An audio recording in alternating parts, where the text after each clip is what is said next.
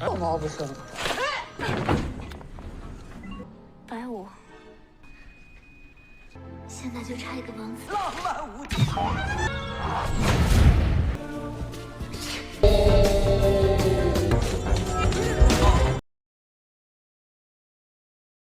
Kebanyakan kisah cinta berawal dari waktu yang lebih banyak dijalani bersama. Walaupun memiliki karakter yang berbeda, namun cinta selalu saling melengkapi. Nah, para pecinta film, kali ini aku bakalan ceritakan film romance dengan nuansa komedi, di mana di setiap alurnya membuat penonton senyum-senyum sendiri dan juga dibuat sedih. Film ini berasal dari Cina yang dirilis pada tahun 2017. Di mana beberapa pemeran utamanya adalah Dilbara Dilmurad sebagai Tang Nanan, Leon Zhang atau Zhang Yunlong sebagai Zhu Hou, Feng Guogao sebagai Xiao Jianjun, dan Gina Jin sebagai Momo. Tanpa buang-buang waktu lagi, langsung saja kita mulai.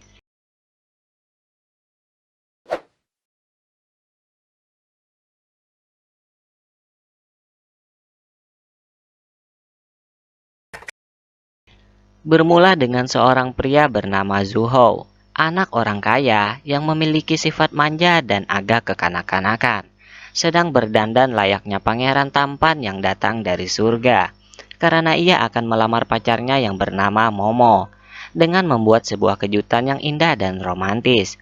Saat itu Momo berada di dalam lift untuk menuju ke tempat yang sudah disiapkan Zhu Hou. Namun di sana ia bertemu dengan seorang gadis bernama Tang Nanan. Dengan pakaian yang sama persis ia kenakan.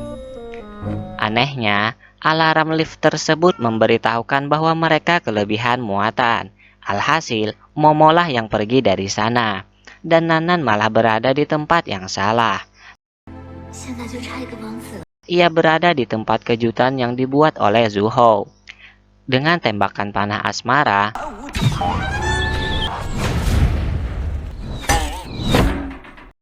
keadaan di sana benar-benar terlihat romantis. Tapi masalahnya, Nanan alergi terhadap bunga. Dan Zhu Hou yang telah datang dengan mengepakkan sayapnya, ia malah mendapat insiden kecil dan harus memegang Nanan di sana agar tidak terjatuh. Tapi hal itu malah membuat pakaian Nanan sobek. Nanan pun jadi marah dan tanpa sengaja mendorong Zhu Hou dan malah membuatnya tertabrak panah asmaranya yang sebelumnya. Setelah itu Zhu Hou harus melakukan pengobatan di rumah sakit, dan di sana ia ditemani oleh Xiao Jianjun. Di sini Xiao Jianjun ingin melaporkan kelakuan Zhu Hou kepada ibunya, bahwa ia telah mengeluarkan uang yang banyak demi membuat kejutan untuk pacarnya. Namun karena mereka teman yang sangat akrab, ia pun tak melaporkan hal tersebut. Setelah itu, Nanan datang. Zhu Hou pun sangat kaget melihat wajah Nanan yang bengkak akibat alerginya.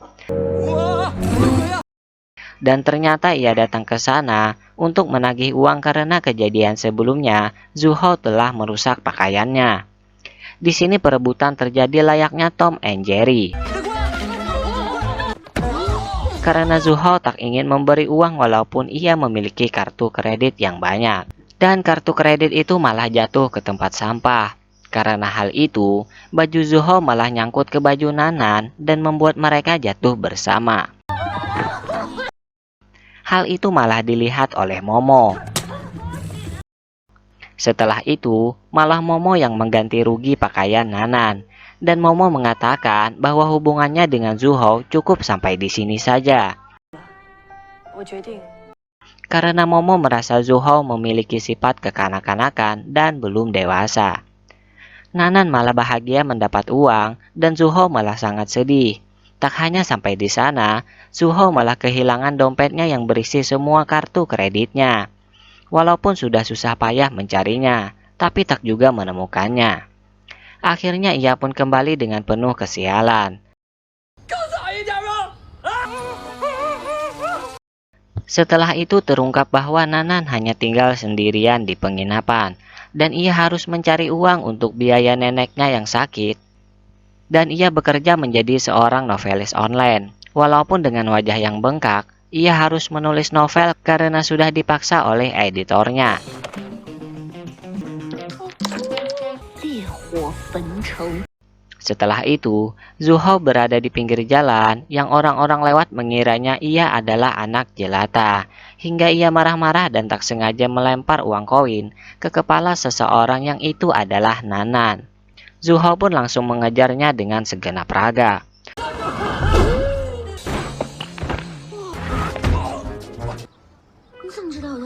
Untungnya setelah itu, Nanan berbaik hati membawanya ke rumahnya. Karena ternyata Zuhao memiliki ingatan yang kurang, hingga sandi rumahnya sendiri saja ia lupa. Karena itulah ia tak bisa pulang ke rumahnya.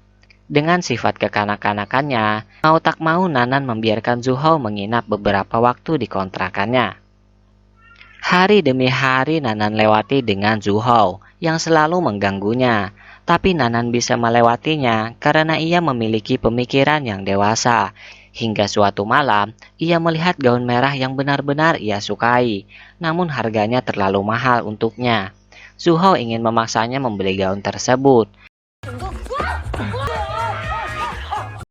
Namun di sini ia tahu bahwa uang Nanan tak sebanyak itu. Ia pun curiga dengan gaun yang diganti rugi oleh Momo sebelumnya. Ternyata harganya murah saja, tak sebanding dengan uang yang Momo bayar kepadanya. Ternyata hal itu karena saat itu Nanan sangat perlu uang untuk neneknya. Ia pun meminta maaf, tapi Zuhao malah ingin Nanan membayarnya waktu itu juga. Tapi karena Nanan tak ada uang sebanyak itu, Zuhao malah menguncinya di kamar tersebut hingga keesokan harinya. Zuhao terpaksa membukanya karena Nanan sangat ingin pipis. Setelah itu, Nanan mendapat telepon dari editornya yang mengajaknya ke acara konferensi asosiasi penulis. Di sana Nanan bisa merayu seorang editor penulis yang bisa membuat novel hasilnya bisa terkenal. Tapi Zuhao malah mengunci rumahnya. Dan ia ingin Nanan bayar tagihannya dulu, baru kunci diberikannya. Dengan sedikit pertengkaran yang manja, Nanan memberikan kartu kreditnya yang hal itu sebenarnya adalah uang tabungannya. Akhirnya Nanan bisa pergi. Namun saat itu, Zuhao terus menghubunginya. Hingga ia tak mampu merayu editor papan atas sekaligus penerbit novel di sana. Zuhao ingin tahu sandi kartu kreditnya karena ia lupa. Sebelumnya ia membuat sandinya dengan foto Nanan, dan ia berharap bisa melihat foto Nanan lagi agar bisa mengingatnya. Namun karena di sana terlalu ramai, Nanan malah berteriak sangat kencang hingga semua orang di sana menjadi heran.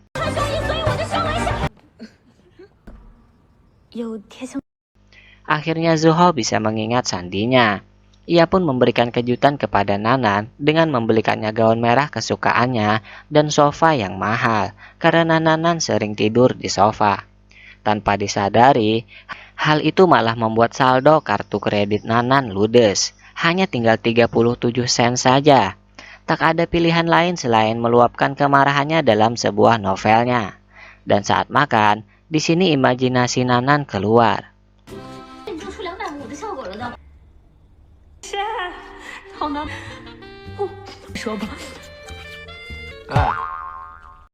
Setelah itu, waktu bayar sewa kontrakannya telah sampai, tapi uang yang dimiliki Nanan tidak cukup untuk membayarnya.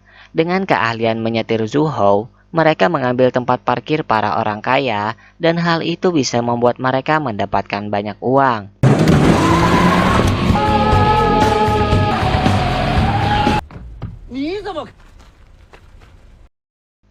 Mereka pun menikmati uang itu dengan bersenang-senang di tempat hiburan malam. Melihat betapa bahagianya Nanan saat itu, Zuhao menyanyikan sebuah lagu untuknya. Di sini sepertinya mereka sudah mulai saling menyukai. Mereka tak sadar bahwa tempat itu telah tutup, dan anehnya, tagihan bayaran mereka sangat banyak. Ternyata malam itu mereka menghabiskan uang untuk senang-senang tanpa mereka sadari. Mereka pun hanya bisa meratapi semua itu karena itu kesalahan mereka. Dan saat pulang, ternyata Nanan sudah tidak diberi kesempatan lagi untuk tinggal di kontrakannya karena tidak bayar uang sewanya. Mereka pun harus membawa barang-barang yang tersisa hingga kelelahan, dan ada salah satu tasnya yang terjatuh. Saat Zuhao mengambilnya, ia melihat buku tabungan dengan catatan saldonya yang lumayan banyak. Ia mengira Nanan menyembunyikan hal itu darinya. Karena itu, pertengkaran kecil pun terjadi lagi. Setelah itu mereka mencoba pergi ke rumah Zuhao, dan dengan paksa Nanan menghancurkan pintu rumahnya tersebut.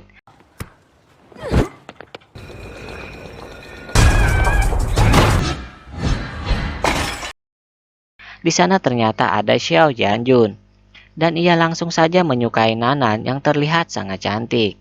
Ia pun berharap bisa menjadi pacarnya tanpa menghiraukan Zuhao.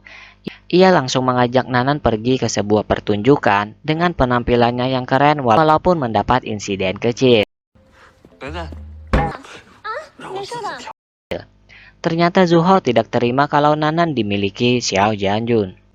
Ia pun mengerjai Xiao Jianjun saat bersama Nanan, di mana hal yang ia buat itu agar Xiao Jianjun dibuat malu di depan Nanan.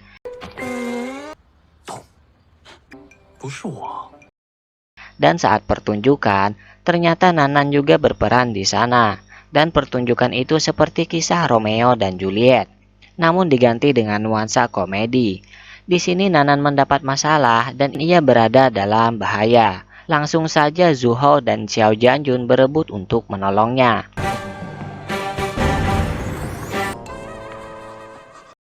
Karena perebutan itu, Zuhao sampai hampir terjatuh dan benar-benar terjatuh.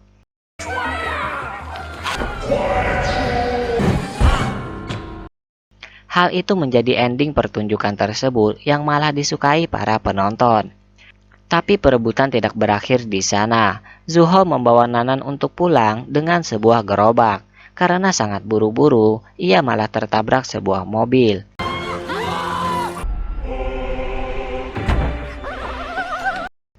Pemilik mobil tersebut ternyata kenal dengan Nanan. Ternyata pria itu bernama Jiang He, dan Nanan memiliki masa lalu yang pahit dengannya. Saat itu istri Jiang He ingin bertemu dengannya. Demi terlihat baik-baik saja, Nanan pun memakai gaun merahnya yang benar-benar sangat cantik. Zuhao berharap bisa pergi dengannya, namun Nanan malah mengajak Xiao Jianjun. Mereka pun akhirnya pergi bertiga. Di sini istri Jiang He sebenarnya ingin mempermalukan Nanan, tapi karena ada Zuhao dan Xiao Jianjun, akhirnya malah istri Jiang He yang dibuat malu.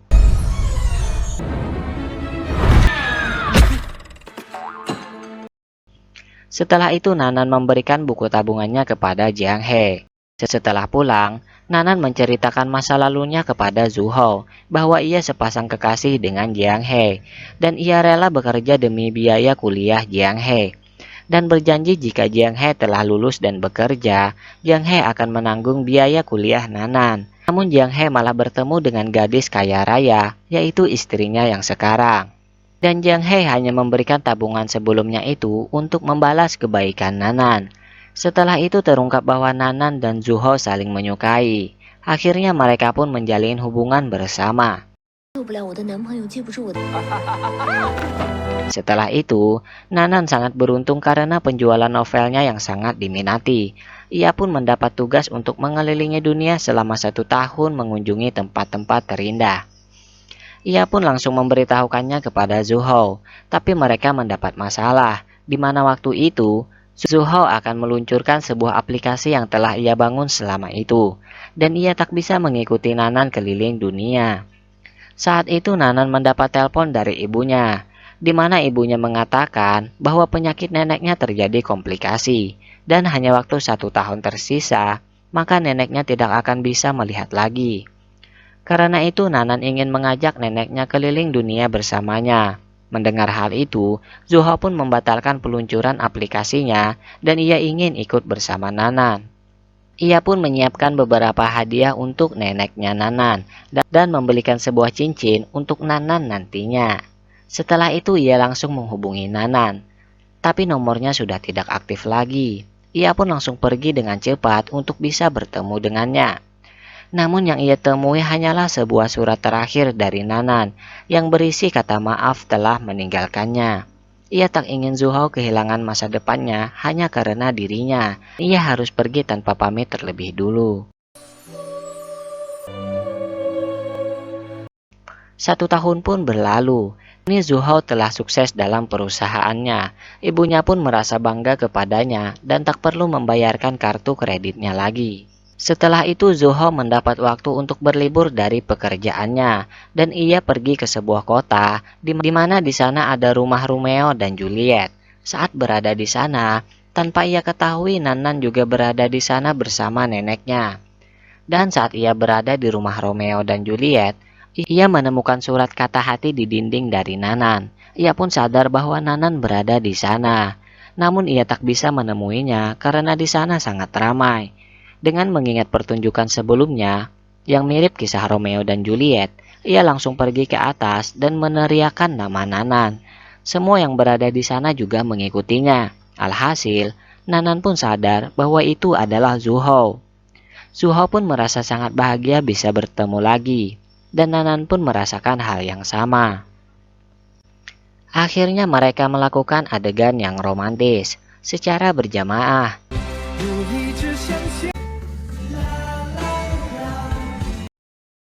Dan di ujung cerita, Zuhao memberikan cincinnya kepada Nanan. Film pun berakhir. Semoga terhibur ya. Nantikan video menarik lainnya. Don't forget to subscribe and see you next time.